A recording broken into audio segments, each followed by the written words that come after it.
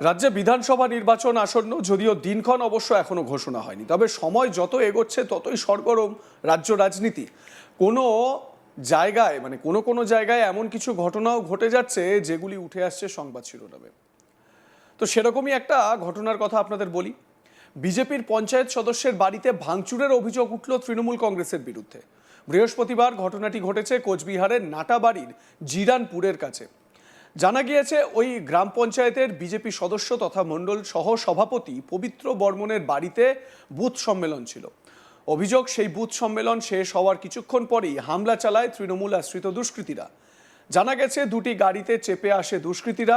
সেই সময় বাড়িতে একাই ছিলেন ওই পঞ্চায়েত সদস্যের স্ত্রী। তিনি বাধা দিতে গেলে তার হাতেও মারধর করা হয় বা তাকেও মারধর করা হয় বলে অভিযোগ। বিজেপি নেতার স্ত্রী তিনি কি বলছেন, তিনিও আক্রান্ত, শুনুন। যখন আমি ঘর থেকে বাইরে বের হই তখন দেখি যে দুজন লাঠি নিয়ে ঢুকে বলে যে আচ্ছা কই বের হ, বিজেপির মিটিং করে, এত বড় সাহস। আমি বললাম না, কেউ বাড়িতে নাই, চলে গেছে। এই এত বড় সাহস, মিটিং করে, বাড়ি ভাঙিয়ে দেবো। একদম পুরো বাড়াবাড়ি বাইরে ভাঙিয়ে দিল গেটটা। পরে সব বাহিনীর লোক বাড়িতে ঢুকে 20-25 জন ঢুকে এই যে বাড়ি ভাঙচুর করে সব তছনছ করে দিয়ে চলে গেছে। যা বাড়ির সামনে চেয়ার, জলের বোতল যা আছে সব ফেলে দিয়েছে। বাধা দিতে গেলে যে হাতে আঘাত পায়।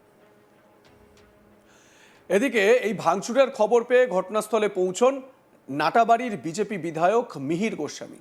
মিহিরবাবু বলেন, বিজেপির বুথ সম্মেলনের পরেই আক্রমণ চালানো হয়েছে। সেই সময় বাড়িতে বিজেপি নেতা স্ত্রী হাজির ছিলেন, তাকেও মারধর করা হয়েছে। কি বলছেন মিহির গোস্বামী, শুনুন। জিরানপুর অঞ্চলে আমাদের গ্রাম পঞ্চায়েতে নির্বাচিত সদস্য এবং আমাদের মণ্ডলের সহসভাপতি শ্রী পবিত্র বর্মন, যিনি একজন একনিষ্ঠ বিজেপি কর্মী এবং কার্যকর্তা, তিনি বিজেপি করেন, এই অপরাধে তৃণমূলের হারমাদরা গুন্ডারা আজ বেলা 1টা নাগাদ ওর বাড়িতে ঢুকে গেট ভেঙে, শুধুমাত্র পবিত্র বর্মনের স্ত্রী ছিল বাড়িতে, তাকে আক্রমণ করে এবং তাদের বাধা দিতে গেলে একজন মহিলা তার হাতে বাড়ি দেয় এবং তাকে আহত করে বাড়ি ঘর সমস্ত ভাঙচুর করে তছনছ করে দিয়ে শাসিয়ে গেছে যে বিজেপি করলে এরপরে বাড়িঘর পুড়িয়ে জ্বালিয়ে দেওয়া হবে। এই হচ্ছে পশ্চিম বাংলার মমতা সরকারের, মমতা বন্দ্যোপাধ্যায়ের গণতন্ত্র। আজকে আমরা খুব পরিষ্কার বলছি, এই নাটাবাড়ি বিধানসভা কেন্দ্রে একের পর এক পুলিশি মিথ্যা মামলায় আমাদের বিজেপি কর্মীদেরকে আটক করা হচ্ছে এবং পুলিশের সহযোগিতায় তৃণমূলের গুন্ডারা আমাদের কার্যকর্তাদের বাড়িতে আজকে যেমন বেলা 1টার সময় এই বাড়িতে পবিত্র বর্মনের বাড়িতে আক্রমণ করে তার স্ত্রীকে হেনস্থা করে এবং আঘাত করে, এর চেয়ে বড় নিন্দনীয় ঘটনা আর কিছু হতে পারে না। আমরা এর ধিক্কার জানাই, প্রতিবাদ জানাই। পশ্চিম বাংলায় আইনের শাসন কায়েম করতে গেলে এই মমতা সরকারকে বিসর্জন দিতে হবে এবং নারীর সুরক্ষার স্বার্থে, আমাদের সনাতনী সুরক্ষার স্বার্থে আমাদের বিজেপি সরকারকে 26-এ নির্বাচনে আনতে হবে এবং মমতা সরকারকে বিসর্জন দিতে হবে। এদিকে ওই ঘটনায় তাদের বিরুদ্ধে ওঠা সমস্ত অভিযোগ স্বাভাবিকভাবেই অস্বীকার করছে তৃণমূল। এই বিষয়ে তৃণমূল কংগ্রেসের নেতা তথা দলের মুখপাত্র পার্থপ্রতিম রায় বলেন, পবিত্র বর্মনকে এলাকায় দেখাই যেত না। স্থানীয় লোকজনের সঙ্গে কথা না বলে সরকারি জিনিসপত্র বিতরণ করত। এদিন তাকে বাড়িতে দেখতে পেয়ে গ্রামের লোকজন তর্ক বিতর্কে জড়িয়ে পড়েন। তার চেয়ে বেশি কিছু ঘটেনি। ভাঙচুরের কোনো ঘটনা ঘটেনি। যদিও কোনো ভাঙচুরের ঘটনা ঘটে থাকে তাহলে তার সঙ্গে তৃণমূলের কোনো যোগ নেই। কি বলছেন তৃণমূল নেতা, শুনুন। গন্ডগোলের ঘটনা শুনেছি যে কোচবিহার 1 নং ব্লকের জিরানপুরে এক বিজেপির পঞ্চায়েত সমিতির সদস্য বাড়িতে কিছু মানুষ সঙ্গে তার কথা কাটাকাটি পায়। মূলত পবিত্র বর্মন নামে যে ছেলেটি পঞ্চায়েত সমিতির সদস্য।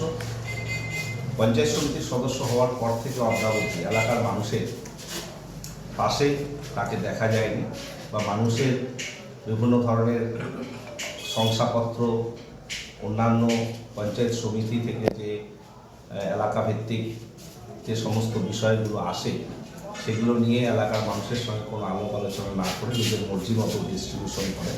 এটা নিয়ে এলাকার মানুষ তার উপর ক্ষিপ্ত ছিল। আজকে অনেক দিন বাদে তাকে বাড়িতে দেখে এলাকার লোক সেখানে জমায়েত হয় এবং তার সঙ্গে তর্ক বিতর্কে জড়িয়ে পড়ে। এর থেকে বেশি কিছু হয়েছে বলে আমার জানা নেই। তবে ভাঙচুরের ঘটনা যদি ঘটে থাকে নিশ্চিতভাবে পুলিশ প্রশাসন যথাযথ ব্যবস্থা গ্রহণ করবে। তবে আমরা এটুকু জানি যে ভাঙচুরের ঘটনা ঘটেনি এবং এই ভাঙচুরের সঙ্গে তৃণমূল যদি ঘটেও থাকে তৃণমূল কংগ্রেসের কেউ জড়িয়ে নেই। ভাঙচুরের ছবি স্পষ্ট। তৃণমূল নেতা বলছেন ভাঙচুরের কোনো ঘটনা ঘটেনি, যদি ঘটেও থাকে তাহলে তৃণমূলের কোনো হাত নেই, কিন্তু ভাঙচুর হয়েছে এটা আমরা দৃশ্যতই স্পষ্ট এই বিষয়টা। অন্যদিকে এই যে ভোট যত এগিয়ে আসছে তত শাসক দলের বিরুদ্ধে অভিযোগ, সেই অভিযোগকে শাসক দল নস্যাৎ করবে, এই ছবিটাই কিন্তু স্বাভাবিক। কিন্তু এটাও একটা স্বাভাবিক চিত্র যে রাজ্যে বিরোধী পরিসরে বিরোধী দলের যারা স্থানীয় নেতৃত্ব রয়েছেন, যারা বুথ লেভেলে কর্মী, বুথের নেতা, মণ্ডল সভাপতি, বিজেপির কথা বলছি, তাদের কিন্তু আক্রান্ত হওয়ার খবর বা আক্রান্ত হওয়ার ঘটনা বারবার করে ঘটছে। যেমন এই কোচবিহারের নাটাবাড়ির ক্ষেত্রে বিজেপি নেতাকে না পেয়ে তার স্ত্রীকে মারধর করা হলো। কি বলছেন প্রহৃত ওই মহিলা, শুনুন। আমি ঘর থেকে বাইরে বের হই, তখন দেখি যে দুজন লাঠি নিয়ে ঢুকলো। ঢুকে বলে যে বাচ্চা কই, বের হ, বিজেপির মিটিং করে, এত বড় সাহস। আমি বললাম না, কেউ বাড়িতেই নাই, কেউ বাড়িতে নাই, চলে গেছে। এই এত বড় সাহস, মিটিং করে, বাড়ি ভাঙিয়ে দেবো। একদম পুরো বাড়াবাড়ি বাইরে ভাঙিয়ে দিল গেটটা। পরে সব বাহিনীর লোক বাড়িতে ঢুকে 20-25 জন ঢুকে এই যে বাড়ি ভাঙচুর করে সব তছনছ করে দিয়ে চলে গেছে। যা বাড়ির সামনে চেয়ার, জলের বোতল যা আছে সব ফেলে দিয়েছে। তুমি বাধা দিতে গেলে? আর বাধা দিতে গেলে যে হাতে আঘাত পায়। মারধর করা হয়েছে, আক্রান্ত হতে হয়েছে বিজেপি নেতার বাড়ির লোকজনকে। যদিও তৃণমূল কংগ্রেস বলছে যে এর সঙ্গে তৃণমূলের কোনো যোগাযোগই নেই, কিন্তু মারধর যে হয়েছে, আক্রান্ত যে হতে হয়েছে সেটা তো আমরা দেখতেই পাচ্ছি। এবারে প্রশাসন, পুলিশ, তারা কি ব্যবস্থা নেয়, তারা কিভাবে অ্যাকশন নেয়, তারা কাউকে গ্রেপ্তার করতে পারে কিনা, সেই বিষয়টা অবশ্যই নজর রাখার মতন বিষয় হবে। তবে জায়গায় জায়গায় এই মারধর ভাঙচুরের ঘটনা কিন্তু বাস্তব। মতামত জানাতে থাকুন, দেখতে থাকুন আজ তাক বাংলা। সাবস্ক্রাইব করুন আমাদের ইউটিউব চ্যানেলটি, বেল আইকন প্রেস করুন নোটিফিকেশন পেতে।